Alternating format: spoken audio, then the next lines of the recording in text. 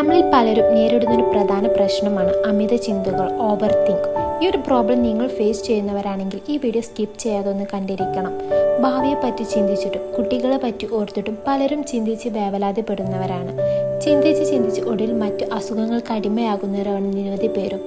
കാടുകയറി ചിന്തിക്കുന്നവരാണോ നിങ്ങൾ? നിങ്ങളുടെ ജീവിതം നശിച്ചു കൊണ്ടിരിക്കുകയാണ്. നിങ്ങൾക്കൊരു സയൻറ്റിഫിക് ഫാക്റ്റ് പറഞ്ഞു തരട്ടെ. നോർമലായി ചിന്തിക്കുന്ന ഒരു വ്യക്തിയുടെ ബ്രെയിൻ കൂടുതൽ ടൈം പ്രവർത്തിക്കും. എന്നാൽ അമിതമായി ചിന്തിക്കുന്നവരുടെ IQ പതിയെ കുറഞ്ഞു വരും.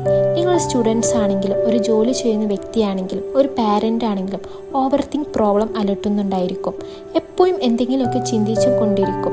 ഒരു കാര്യം ആലോചിക്കുമ്പോഴായിരിക്കും മറ്റൊരു വഴിയിലൂടെ വേറൊരു കാര്യം നമ്മുടെ ചിന്തയിലോട്ട് വരുന്നത്. അങ്ങനെ നിങ്ങൾ പോലും അറിയാതെ ഓരോ ചിന്തകളായി നിങ്ങൾ അലട്ടാൻ തുടങ്ങും.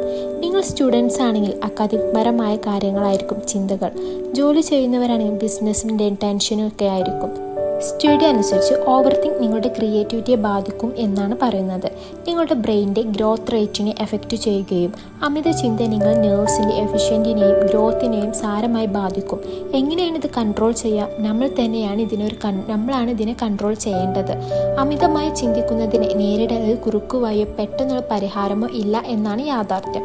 എന്തെങ്കിലും ചിന്തകൾ കൂടുന്നു എന്ന് മനസ്സിലാക്കുമ്പോൾ ആ ടൈം തന്നെ മനസ്സിനെ മാറ്റാൻ സാധിച്ചാൽ പരമാവധി ആ അവസ്ഥയിൽ നമുക്ക് രക്ഷപ്പെടാം. അമിതമായി ചിന്തിക്കുന്ന ഒരു മോശം ശീലമാണെന്ന് സ്വയം മനസ്സിലാക്കുക. നിങ്ങൾ എന്തെങ്കിലും ഒരു കാര്യത്തെക്കുറിച്ച് അമിതമായി ചിന്തിക്കുന്നെങ്കിൽ നിങ്ങൾക്ക് ഇഷ്ടമുള്ള ആക്ടിവിറ്റീസ് ചെയ്യുക. ട്രാവൽ ചെയ്യാം, പാട്ടുപാടാം, ഡാൻസ്, നൃത്തം. നിങ്ങൾക്ക് എന്തിനോടാണോ ഹാപ്പിനെസ് കിട്ടുന്നത് ആ ഒരു കാര്യം നിങ്ങൾ ചെയ്തുകൊണ്ടിരിക്കുക.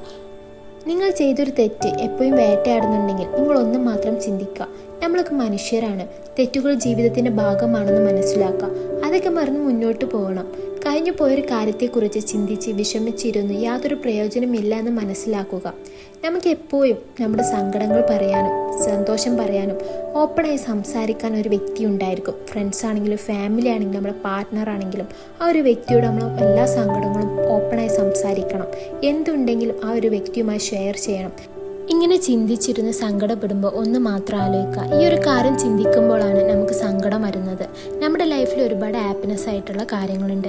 നമുക്ക് ഹാപ്പിനെസ് കിട്ടുന്ന ഒരു ആക്ടിവിറ്റീസ് ഉണ്ട്. അതെല്ലാം ചെയ്യാൻ ശ്രമിക്കുക. നമ്മുടെ ലൈഫിലുള്ള സങ്കടങ്ങൾ നമ്മൾ മാക്സിമം മൈൻഡ് ചെയ്യാതെ ഇരുന്നിട്ട് ഹാപ്പിനെസ് ആക്കി എടുക്കാൻ നോക്കുക. നമ്മുടെ ലൈഫ് അങ്ങനെ നമ്മൾ തന്നെ നമ്മുടെ ലൈഫ് ഹാപ്പിനെസ് ആക്കി എടുത്താൽ നമ്മുടെ ലൈഫിൽ ഒരുപാട് ചേഞ്ചസ് നമുക്ക് കാണാൻ പറ്റും.